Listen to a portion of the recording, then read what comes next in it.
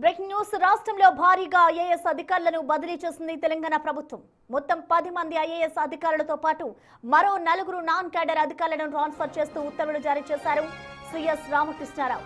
ముఖ్యంగా సింగరేణి సీఎండీగా డాక్టర్ జ్యోతి బుద్ధప్రకాష్, సైబరాబాద్ మున్సిపల్ కమిషనర్గా సృజనాను నియమించడం వంటి కీలక మార్పులు చోటు చేసుకున్నాయి. మరికొందరికి అదనపు బాధ్యతలు అప్పగిస్తూ ప్రభుత్వం నిర్ణయం తీసుకుంది.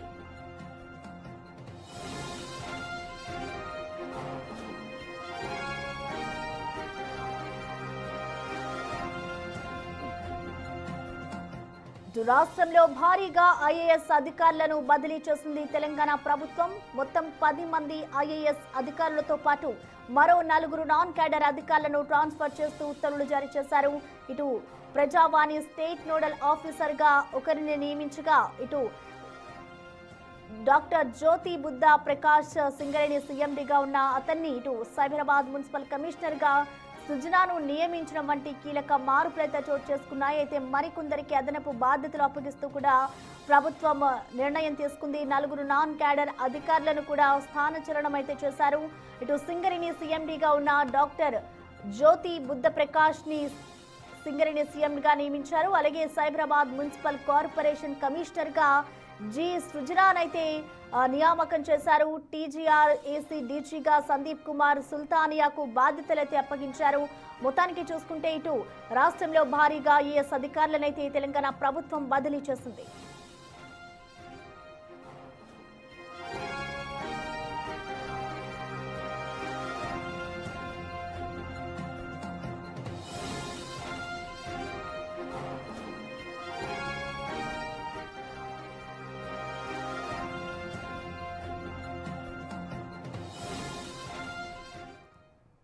ఐఏఎస్ బదిలీకి సంబంధించిన మోర్ డీటెయిల్స్ ని మా ప్రతినిధి వాసు అందిస్తారు.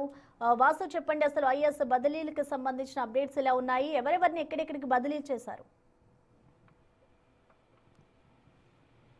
తెలంగాణ ప్రభుత్వం పలువురు ఐఏఎస్ బదిలీ చేస్తూ కూడా కీలక ఆదేశాలు జారీ చేసింది. పలువురు సీనియర్ ఐఏఎస్ అధికారులకు సంబంధించి, అంటే ప్రధానంగా సింగరేణి సీఎండీగా ఉన్నటువంటి కృష్ణభాస్కర్ ను బదిలీ చేస్తూ కూడా జ్యోతి బుద్ధ ప్రకాష్ సీనియర్ ఐఏఎస్ అధికారికి బాధ్యతలు అప్పగించింది. సభ్యసాచి ఘోష్ సంబంధించి ఎస్సీ అభివృద్ధి శాఖ అదనపు బాధ్యతలు కూడా అప్పగించడం జరిగింది. ఇంకా సందీప్ కుమార్ సుల్తానియా ఫైనాన్స్ సెక్రటరీగా ఉన్నటువంటి సందీప్ సెక్రటరీని ఆయన టీజీఆర్సీఏ డీజీగా కూడా నియమించింది. ఇక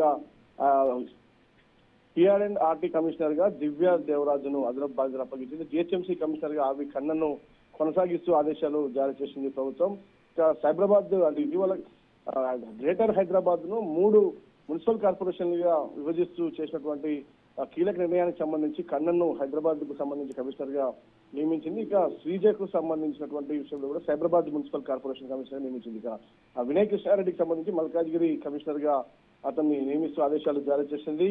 ఇక స్టేట్ నోడల్ ఆఫీసర్ ప్రజావాణికి సంబంధించి కాత్యాయని దేవిని స్టేట్ ఫైనాన్స్ కార్పొరేషన్ అదనపు బాధ్యతలు ఆమెకు అప్పగించడం జరిగింది. ఇప్పటి వరకు ఉన్నటువంటి ఆమె పోస్టును స్టేట్ ఫైనాన్స్ కార్పొరేషన్ జిఎండిగా ఇవ్వడం జరిగింది. ఇక ఎస్ఎస్బి జాయింట్ ఎండిగా మయాంక్ మిత్తల్ ను నియమిస్తూ ఆదేశాలు జారీ చేసింది. ఇండస్ట్రియల్ అండ్ కామర్స్ స్పెషల్ సెక్రటరీగా రఘురామ్ శర్మను నియమిస్తూ కూడా ఆదేశాలు జారీ చేసింది. ప్రధానంగా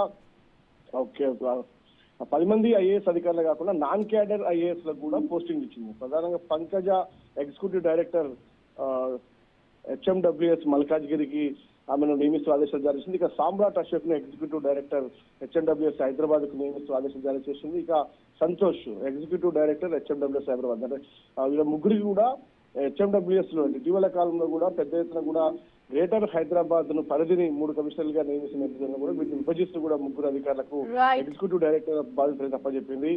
పూర్తిగా కూడా ఇది